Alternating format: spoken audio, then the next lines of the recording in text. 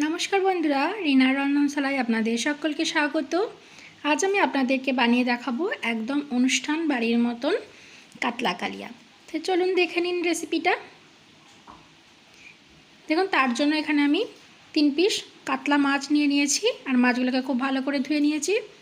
एबार एर मध्य स्वाद अनुयायी नुन और परिमाण मतन हलुद गुड़ो दिए खूब भालो करे माखिए माछगुलोके रेखे देव।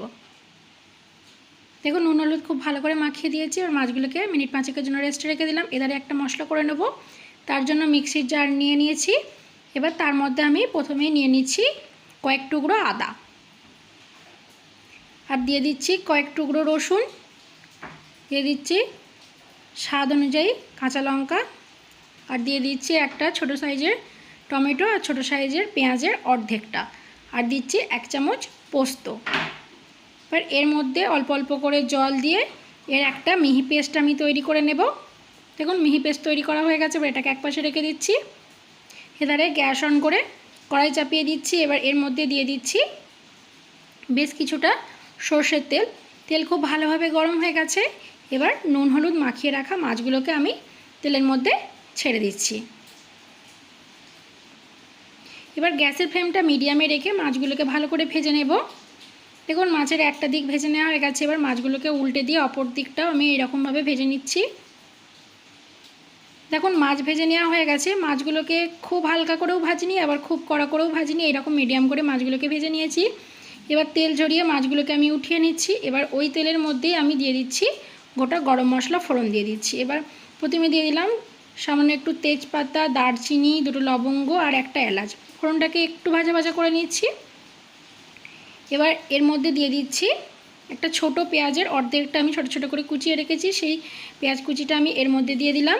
দিয়ে পেঁয়াজটাকে খুব ভালো করে আমি ভেজে নেব। পেঁয়াজটাকে কিন্তু লাল লাল করে ভেজে নিতে হবে। দেখুন পেঁয়াজ কিন্তু লাল লাল করে ভেজে নেওয়া হয়ে গেছে। এবার যে আমি মশলার পেস্টটা করে রেখেছিলাম সেই পেস্টটা কিন্তু আমি এর মধ্যে দিয়ে দিলাম। দিয়ে একটু নাড়াচাড়া করে দিচ্ছি। এবার আমি এর মধ্যে দিয়ে দিচ্ছি স্বাদ অনুযায়ী নুন, হাফ চামচ হলুদ গুঁড়ো আর হাফ চামচ কাশ্মীরি লঙ্কার গুঁড়ো। এতে কালারটা কিন্তু খুব ভালো হবে।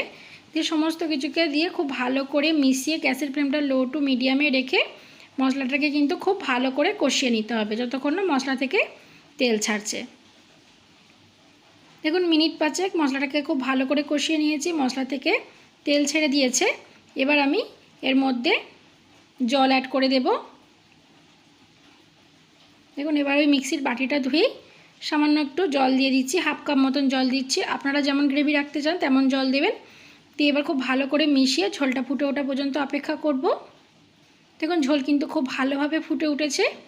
এবার ভেজে রাখা মাছগুলোকে আমি এর মধ্যে একে একে দিয়ে দেব।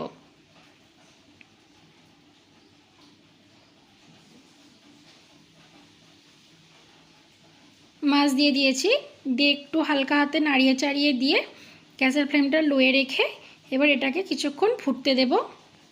দেখুন মিনিট 5 খুব ভালো করে ফুটিয়ে নিয়েছি। ওপর থেকে এরকম তেল ভাসা হয়ে গেছে, তৈরি হয়ে গেছে আমাদের কাতলা কালিয়া। এবার গ্যাসের ফ্লেমটাকে বন্ধ করে এটাকে আমি নামিয়ে নেব।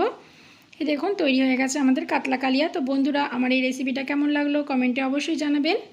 ভিডিওটা ভালো লাগলে একটা লাইক করে আমার চ্যানেলটিকে সাবস্ক্রাইব করে দেবেন। আজকের মতন এই পর্যন্তই। ধন্যবাদ।